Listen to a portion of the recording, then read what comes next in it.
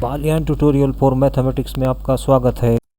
Dear students, आज हम एक बहुत इंपॉर्टेंट टॉपिक के बारे में डिस्कस करने वाले हैं। टॉपिक का नाम है फंक्शन या मैपिंग। फंक्शन या मैपिंग का मैथमेटिक्स में बहुत इंपॉर्टेंट रोल है। You can't imagine mathematics without function. ये एक ऐसा टॉपिक है जिसके बिना मैथमेटिक्स अधूरा है। साइंस, रिसर्च और डेवलपमेंट आदि के फील्ड में फंक्शन का बहुत ही इंपॉर्टेंट रोल होता है। आइए टॉपिक की शुरुआत करते हैं। टॉपिक की शुरुआत करने से पहले यदि आपको सेट, रिलेशन आदि की जानकारी है तो अच्छा है। इस वीडियो को देखने के बाद आप फंक्शन, डोमेन, कोडोमेन और रेंज आदि को एक्सप्लेन कर पाएंगे और समझ पाएंगे, और आप ये भी समझ पाएंगे कि रिलेशन और फंक्शन में क्या डिफरेंस है। इसके बाद हम कुछ रियल एग्जाम्पल और इलस्ट्रेशन के थ्रू भी आपको ये कंसेप्ट क्लियर करने की कोशिश करेंगे। आइए चलते हैं नेक्स्ट स्लाइड की ओर। डियर स्टूडेंट्स, आप जानते हैं यह क्या है? यह एक आटा चक्की है। फंक्शन का इस आटा चक्की से क्या लेना देना है? डियर स्टूडेंट्स, हम आपको फंक्शन को एक real example, real life example के थ्रू समझाने का एक कोशिश करने वाले हैं। देखते हैं आप क्या करते हैं। इसमें आप क्या डालते हैं? गेहूं।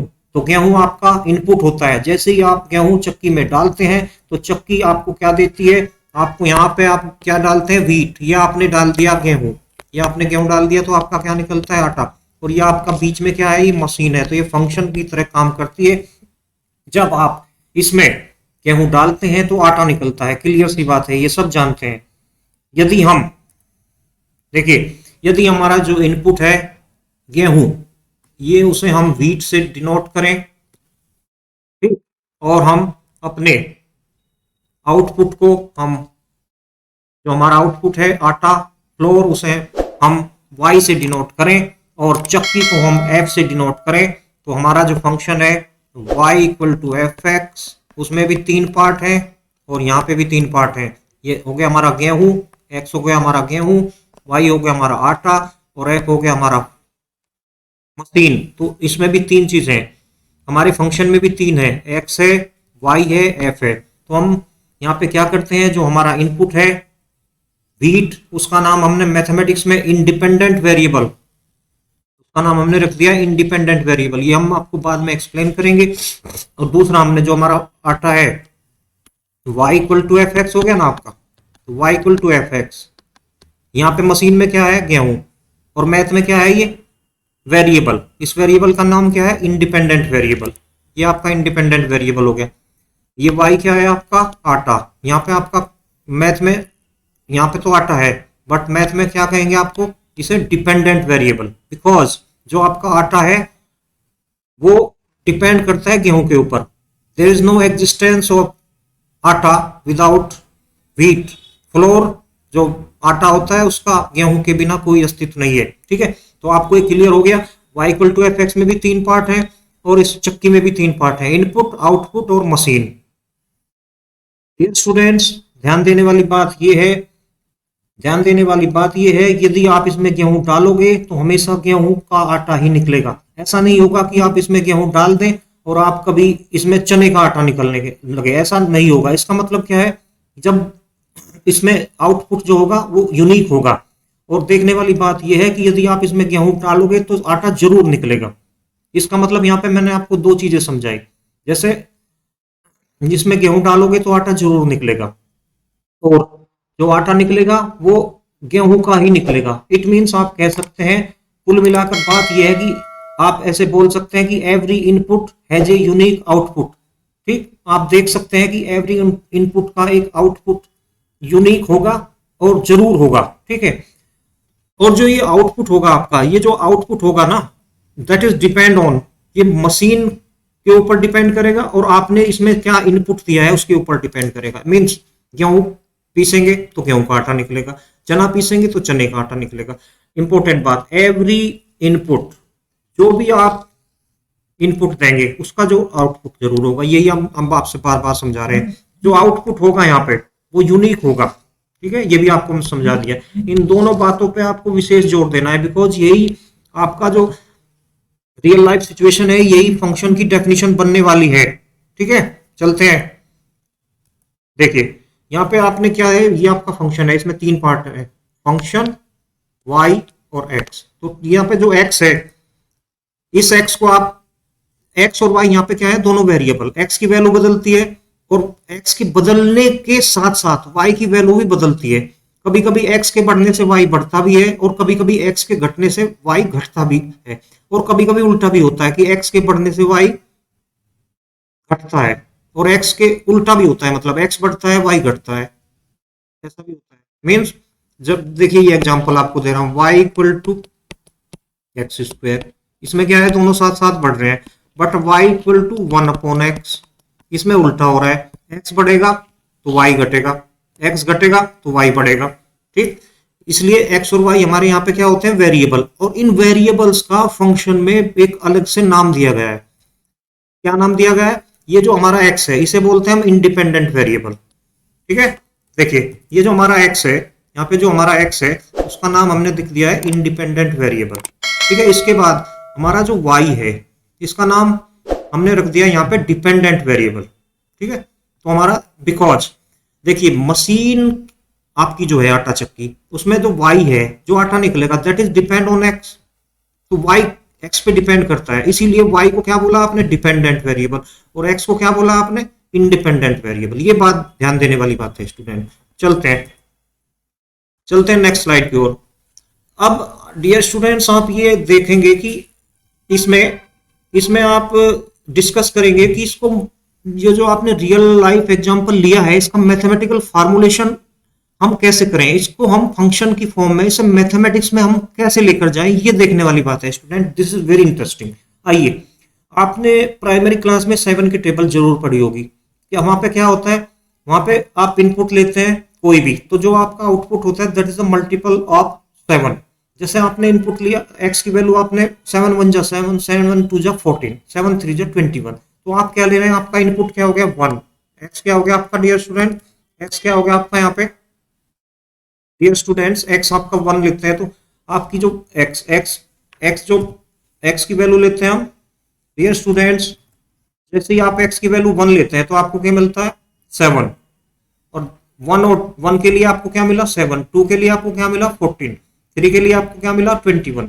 ऐसे ही ये 7 की टेबल है। मींस यदि आप x की वैल्यू यहाँ पे डाल देंगे इसमें x, तो आपको क्या मिलेगा, 7x। देखिए ठीक, ऐसा हम ऐसे भी लिख सकते हैं, fx इक्वल टू 7 या y equal to 7x। y equal to 7x को यदि देखें स्टूडेंट, y इक्वल टू 7, यहाँ पे ध्यान दीजिए, y इक्वल टू 7 है, x equal to 1, y equal to 7, x equal to 2, y equal to 14। तो ऐसे इसको हम यदि दूसरी फॉर्म में रिप्रेजेंट करना चाहते हैं, डियर स्टूडेंट देखिए यहाँ पे, आप देखिए यहाँ पे आपने क्या लिया है, यहाँ पे एक आपने ले लिया है, एक सेट ले लिया है, इस सेट में हमने कुछ एलिमेंट्स ले लिए हैं।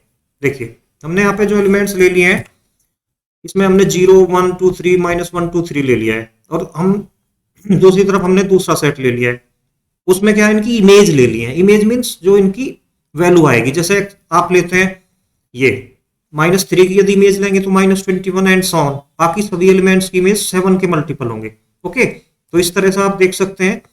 और यदि आप इसे मैथमेटिक्स में और क्लियरली कहना चाहिए तो this is a mapping from the set of integer to the set of integer.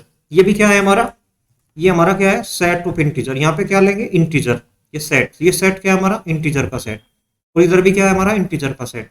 तो देखने वाली बात क्या है, इंपॉर्टेंट थिंग देखने वाली बात ये है कि यहाँ पे जो देखने वाली बात स्टूडेंट, यहाँ पर आप देख सकते हैं कि x की सभी वैल्यूज के लिए, x की जो सभी वैल्यूज है यहाँ पे, ये जो वैल्यूज आप देख रहे हैं, इनके लिए देयर इज ए आउटपुट, ठीक है, और दैट आउटपुट इज यूनिक। ऐसा नहीं है कि -3 की 2 वैल्यू आ जाए, -3 की वैल्यू हमेशा -21 ही आएगी, ऐसा नहीं हो सकता, इसके अलावा आपके पास कोई वैल्यू आ जाए, ठीक है। इट मीन्स आप बहुत क्लियरली आप ये कहने की पोजिशन में है कि या आप कह सकते हैं कि सभी वैल्यूज के लिए एक यूनिक आउटपुट है। यदि हम फंक्शन को सेट ऑफ इंटीजर के लिए करें तो ये बहुत ही आसान है, ठीक है।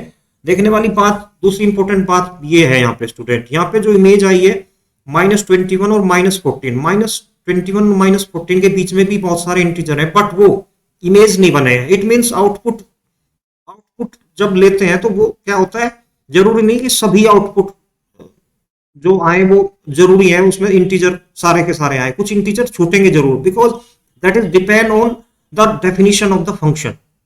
और डेफिनेशन ऑफ फंक्शन के ऊपर भी डिपेंड करता है, ये जो आप इनपुट देंगे उसके ऊपर भी डिपेंड करता है। जैसे आपकी आटा चक्की में आप क्या कितना गेहूं डालेंगे, इसके ऊपर डिपेंड करता है आपका आटा कितना मिलेगा।